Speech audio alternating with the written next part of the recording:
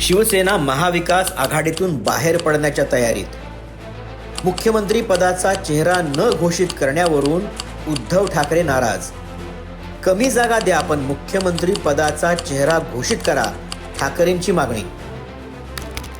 तमाम हिंदू, महाराष्ट्रप्रेमी, शिवप्रेमी बांधवांनो, भगिनी आणि मातांनो, ऐकलत? पुन्हा नव्यानं हिंदू हा राग आळवण्याची वेळ उद्धव ठाकरेंवर आली आहे. आता हे भाषण ऐका. आणि जमलेल्या माझ्या तमाम देशभक्त, देशप्रेमी बांधवांनो, भगिनी आणि मातांनो, राहुल गांधींच्या भारत जोडो यात्रेचा समारोप मुंबईत झाला त्यावेळेचं उद्धव ठाकरेंचं हे भाषण. त्यावेळी त्यांना हिंदू आठवले नाहीत. आणि जमलेल्या माझ्या तमाम देशभक्त, देशप्रेमी बांधवांनो, भगिनी आणि मातांनो, तमाम हिंदू, महाराष्ट्रप्रेमी, शिवप्रेमी बांधवांनो, भगिनी आणि मातांनो, नाही, उद्धव ठाकरेंना हिंदुत्वाची अचानक आठवण झालेली नाहीये. त्यामागे मवियाकडून मुख्यमंत्री पदाचा चेहरा घोषित केलं गेलं नसल्याची सल त्यांना बोचते आहे आणि त्यासाठी त्यांना हिंदू मतांची पुन्हा आठवण झाली आहे.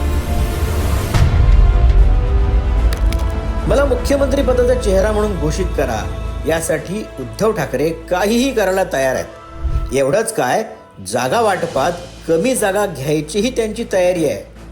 पण काँग्रेस आणि राष्ट्रवादी कोणत्याही परिस्थितीत ठाकरेंचा चेहरा मुख्यमंत्री पदासाठी घोषित करू इच्छित नाही. आणि त्यावरून मवियाच्या जागा वाटपाच्या पहिल्याच बैठकीत जोरदार राडा झाला. मुख्यमंत्री पदाचा चेहरा घोषित करा अशी मागणी ठाकरे गटाकडून करण्यात आली, पण या मागणीला धुडकावून लावण्यात आलं. काय होती शिवसेनेची ऑफर?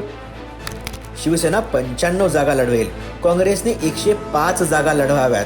म्हणजे शिवसेनेनं स्वतःपेक्षा 10 जागा काँग्रेसला जास्त दिल्या, तर राष्ट्रवादी काँग्रेसनं 88 जागा लढवाव्यात. कमी जागा लढवण्याच्या शिवसेनेच्या या ऑफरला दोन्ही काँग्रेसनं धुडकावून लावलंय.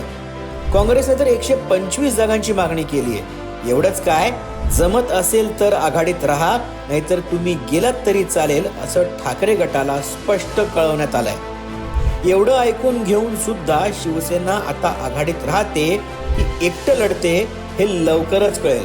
पण एवढं मात्र नक्की, यापुढे शिवसेनेचा मुख्यमंत्री होणे नाही. तुम्हाला काय वाटतं? शिवसेना मवियात राहील? कमेंट करून कळवा.